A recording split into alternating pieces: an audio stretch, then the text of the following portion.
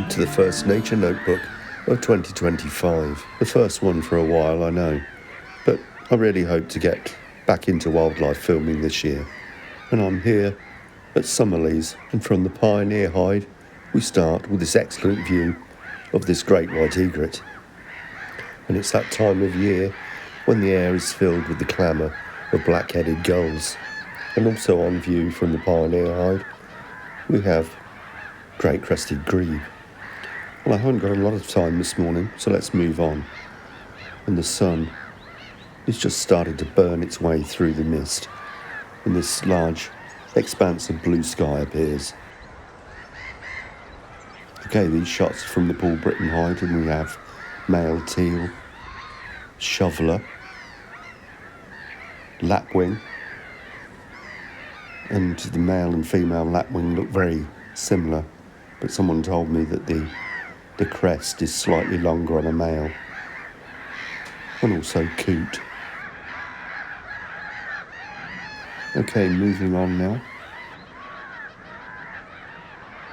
Gonna have a look out over the islands and see what we can see, and the usual view of cormorant, of course, lots of those here, and there's lapwing, and it looks like a couple of lesser black-backed gulls.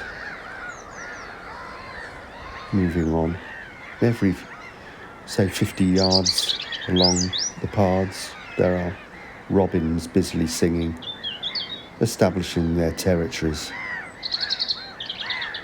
and more signs of spring. This is from the viewing screen where a glossy ibis has been seen, but that may have moved on, unfortunately. But we do have a redshank, Europe's commonest wader, and those red legs, thus the name, redshank.